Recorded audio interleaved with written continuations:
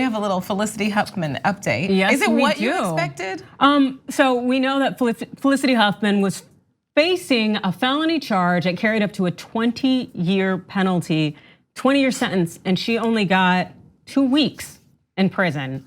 Her sentence came out today. What she had done was she paid $15,000 to bribe a kind of a college admissions bribery guy who could get everything done to get her daughter into college. She got her SAT scores changed. And at the end of the day, she gets a 2-week sentence. You know what, I wasn't sure necessarily if they were actually gonna give her prison time. The fact that they did, I think is a good thing, but at the same time, she was facing 20 years. It's one of those, is this really fair, especially considering, as a lot of people have pointed out, you had a homeless black mother who kind of fudged where she lived to get her child into school, into a better district. Into a better public school. She got 5 years, yeah. But what if she beats somebody up in there and then the 2 weeks turns into 2 years? I don't see it happening. And then she'll have a great TV show. Yeah, exactly.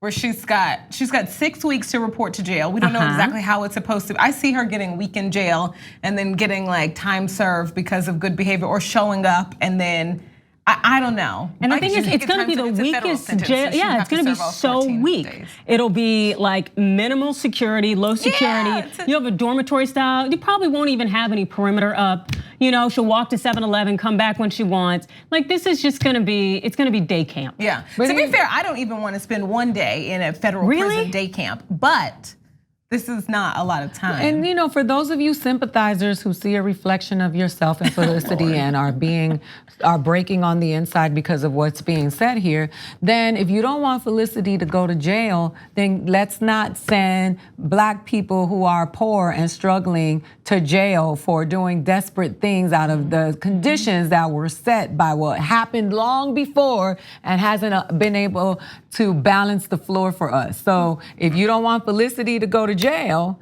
then let's get that lady out of jail for the school, the lady who voted and went to jail for voting and is in prison that Cenk was talking about on this show. I don't know the amount of time, but I know that a black woman went to prison. People who are in jail for marijuana. And now the states are pimping the marijuana game, and there are still people that look like us in jail right now for marijuana charges. And this beautiful capitalism that so many of you ignorant people fight for daily is, benefiting from this system, while some of us are still suffering the effects of what it was before now. There are people who will still never get out of federal prison because of a marijuana. Who will never get out. There is no parole in the federal system. There are people who are serving life without the possibility of parole for a non-violent marijuana offense. Exactly, and something what they still have is like a Schedule A or whatever drug. Right. Exactly, and it's like the only reason it was regulated to begin with was for racial motives, and yet it's still out here. And the thing, to go back to the Felicity Huffman situation, the thing that really got me with her case is that she said she wanted to get her daughter a fair shot, which is to get into college, which a part of me, I would have loved to say, expound upon that, because who do you think is holding your daughter back? She had all of the resources in the world, all the money to be able to get her daughter a tutor, to educate her daughter. And especially since they want to tell us every day of the week that, just hard work will get you in. Hard work works for you. You gotta work and twice it's like, as hard. you had all the resources to do it. And you still couldn't do it, and you felt you needed to bribe it in. So really, is the system fair? And maybe she wasn't USC material.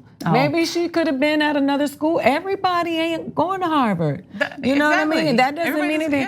But but that sometimes means, because I hear it. I had a parent tell me when my daughter got into UC Davis, and she was like, well, my son's white, so he probably won't get in. And I said, maybe your son is just white and mediocre. And that's probably why he won't get in, because my daughter is exceptional. It is, and that's what I hear when I hear fair shot. As in they're giving all the spots to all the blacks and all the people of color. No, and I'm like, have you ever been on a college campus? Right. Really, because we're kind of generally huddled in a corner. Get out of here. I gotta hear the people who feel comfortable enough to say to me, UCLA and Harvard, the Asians are taking over.